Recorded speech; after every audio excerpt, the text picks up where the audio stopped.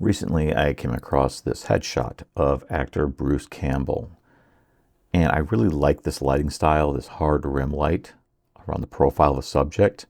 But what really caught me was the pickup light in the eye. I'm wondering if they pulled that off in camera or if they had to mask that out and boost the exposure. So before I pull out all my light modifiers, I'm going to mock up the lighting diagram in set.a.light 3D Studio. I started using this program recently. I found it really helpful. You can set up these rooms, these preset rooms. I set one up to actually approximate the size of my office, my workspace. You know, on YouTube, a lot of these professional portrait photographers, they do really good tutorials, show you how to use lighting and what all the lights do. But the one thing that a lot of us can't connect with is that these photographers are working in really nice, spacious studio spaces, which not all of us have. We have our little offices, we have our garages, part of a living room, whatever you manage to negotiate with the family to get a little time in to do some shooting. So this is more or less my office, my workspace. This is the desk, more or less, that I'm working at right now. You see the backdrop right here. That's this right over here. These black rectangles are foam for the sound, just because I do a lot of Zoom calls, helps dampen the sound. And over here are my light blockers. Actually, the light reflectors, but the reflection part is against the wall. So the black part is facing into the room. I even matched the color of the carpet to my office. So this is more or less where I work. It's a little loft space on the second floor of my house.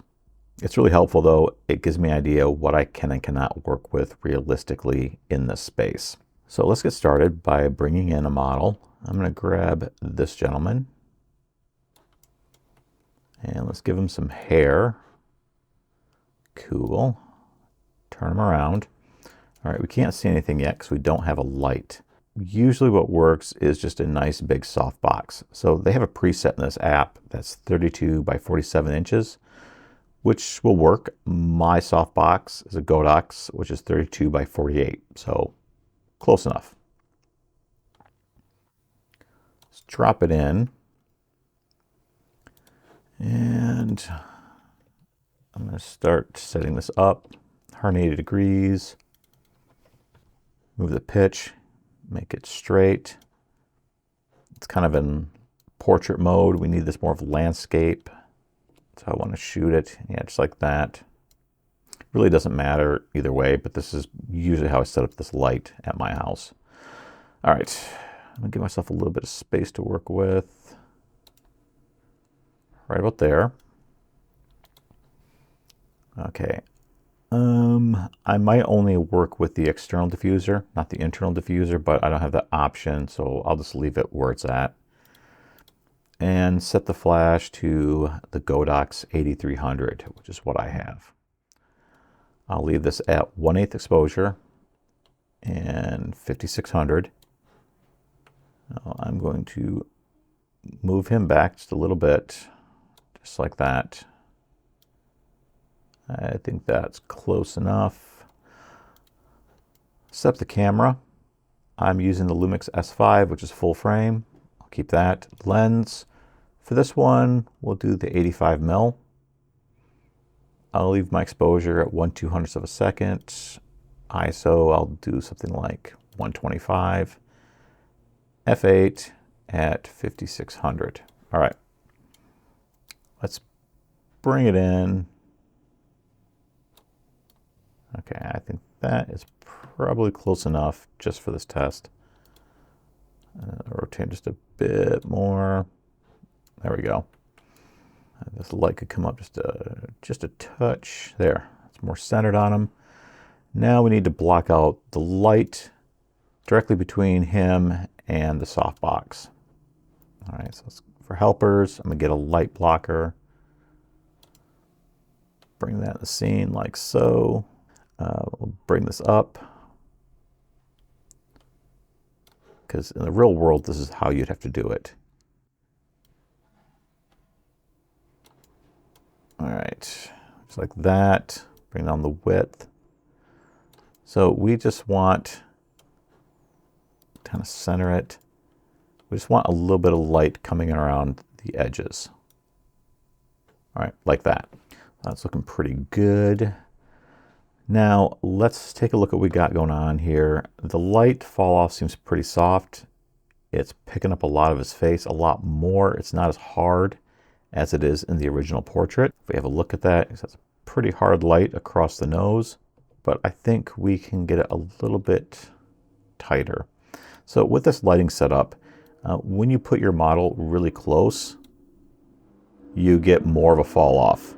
To get tighter light, you got to bring them away from the light, and you see that tightens up a lot. All right, it's looking pretty good. Let's get a render of this. All right, there's a little more detail coming through in the shadows, but I also suspect in the original reference that they might have crushed the shadows a bit in post. I'm seeing some light picking up on the eyelids, but not really any catch light in the eye, but that may be the result of the material on the 3D model. It's just not reflecting the light correctly. Again, this software, it's good for getting you like 75% of the way there, but I wouldn't expect it to be 100% accurate ever. So I think we have a really good starting point here. This looks like a pretty basic setup, pretty doable. Let's jump out of the software and set it up for real and see how it looks. We're gonna get started here by setting up our model. Now, as most of you shooting at home would know, it's a real challenge, right? You might have kids running around. You think, yeah, I got my kids, I'll tell them to model for me. You have about a 3-minute window before they get really annoyed, really impatient, and they just make the whole experience a lot worse. And don't even get me started on partners. Partners are almost always the worst models. Well, what's your other option? Pay for a model when you're just experimenting? That's not really cost effective. And of course, if you're the one doing the shooting, it's hard for you to be the model. So what I recommend, if you haven't done this already, is go online and get yourself a mannequin head. Now, not just any mannequin head. I'll link the one that I use in the description.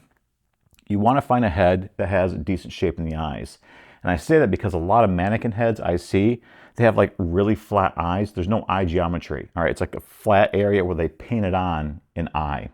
They're really, really bad. And sometimes the noses are really bad too. And a lot of them don't have like an upper chest area, right? They just have the neck. And so I like to have this upper area, the clavicles and the shoulder. It gives me a little more to work with. So this is one I've liked a lot, and I'll link it in the description. All right, ultimately I will be the model. So I want to get her head, her eye height, approximately the same as mine. So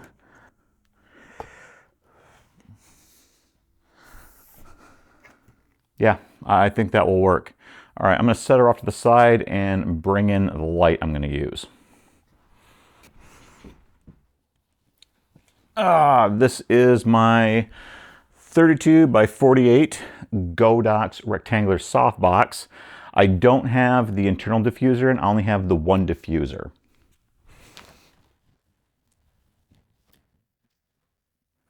Now the flash I'm going to use is my Godox 8300 Pro. I'm just going to slide it into the Bowens mount adapter.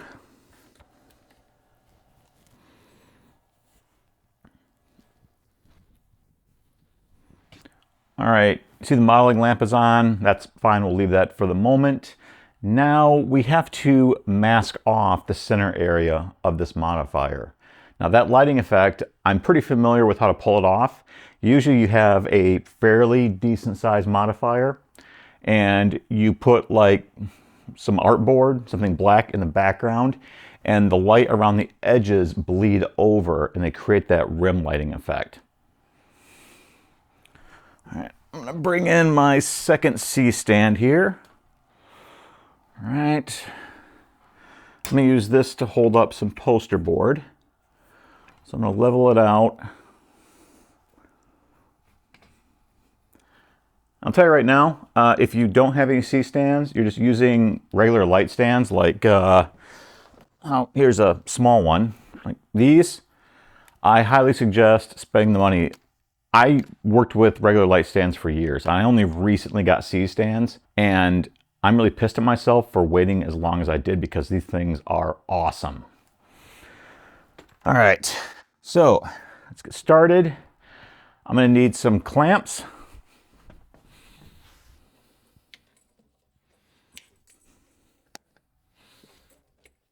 Just hang them up right here. Actually, I'm going to turn off that modeling lamp. It's making some unnecessary noise that you can probably hear in the background. All right, there, that's better. We don't need it right now anyways. All right, so this is just some artboard. You can get this at any art store. I actually think I got this at like Walmart for like a few dollars a sheet. I have many of these.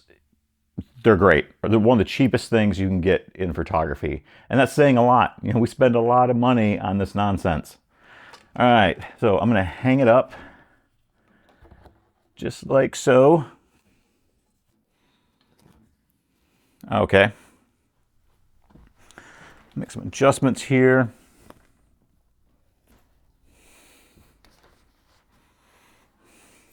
Straighten out the light modifier.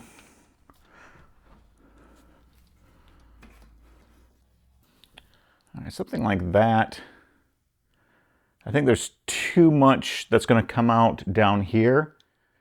I think it's going to cause a little too much light around the neck, drawing the attention away from the face, you know, the eyeballs. That's where you want to focus at for a portrait. So I'm going to need to add a little more. Let's see here. Yeah, another piece. It's okay if it bleeds over the side. I'm gonna have the model, me, her, face that direction. So I can just do this, just like that.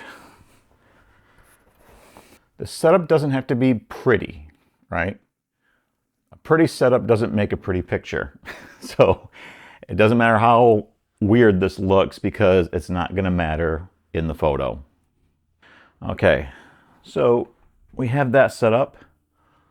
We'll put her in front of it, just like so. And now we're going to set up the camera.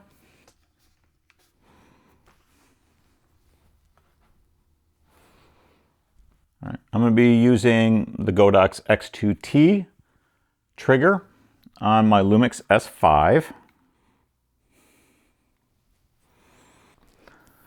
All right, I think we're ready to get started. I'm going to turn off the continuous lights so it's all going to go dark. And let's pop off some test shots and see how it looks.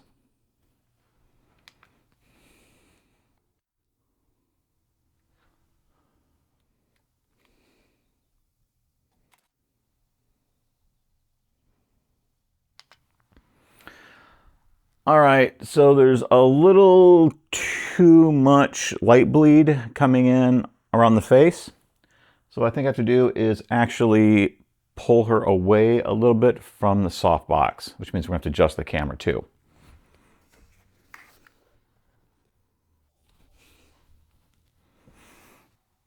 All right, let's give it a shot. All right, I think that's a lot closer to what I was looking for. Now, the geometry on this mannequin's face and my face is different. All right, we're shaped differently. So the only way I really know if it's gonna work is to take her place. So I'm gonna mark the position on the floor with some masking tape and set up for remote shooting. Okay, I'm all set up to go. I just had to get the iPad out so I can remotely control my camera because I'll probably have to adjust focus.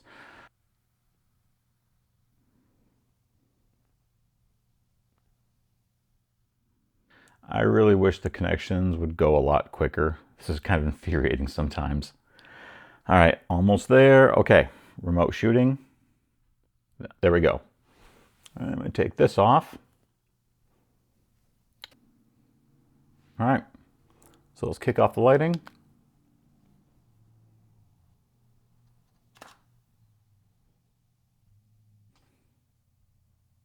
At a glance, I like that a lot. Let's try a couple more. I'm going to try to adjust my head posture a little bit and just see how they come out.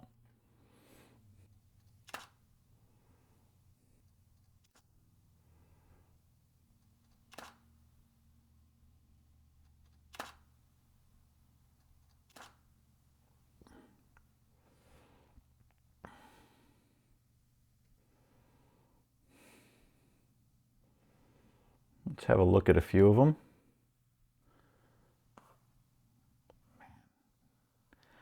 You know, I think that's it. I like it. That's what I'm going for. Now there's a little bit more you could probably do in post.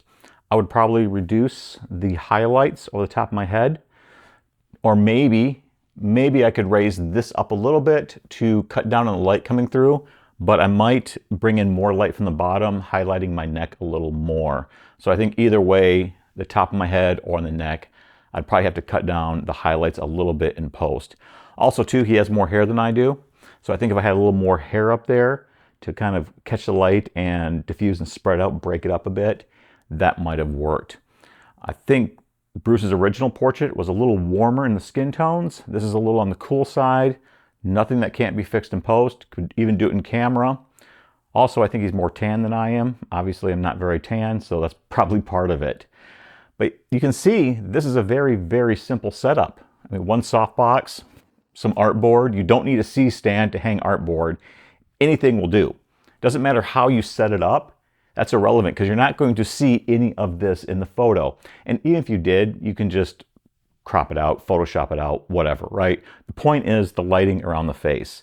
It's really tight, got the pickup light in my eye. I'm happy. That's what I'm going for. This was a lot of fun. This is really a lot of fun. I enjoyed this experiment. If there's any portraits of celebrities or anybody that you would like to see me try to recreate the lighting, maybe we can make that a thing. You know, just post it in the comments. I'll take a look, see what I can figure out. I really enjoy doing this, and I just enjoy the simplicity of the setup and just bringing you in to my little home studio, which is probably not much bigger than what most of you are working in, to show you how it can be done. So I've had a blast today, and you know what? I need to wrap this up because I need to take the puppy out for a walk. So as always, everyone, thanks for tuning in, and I will see you again next time.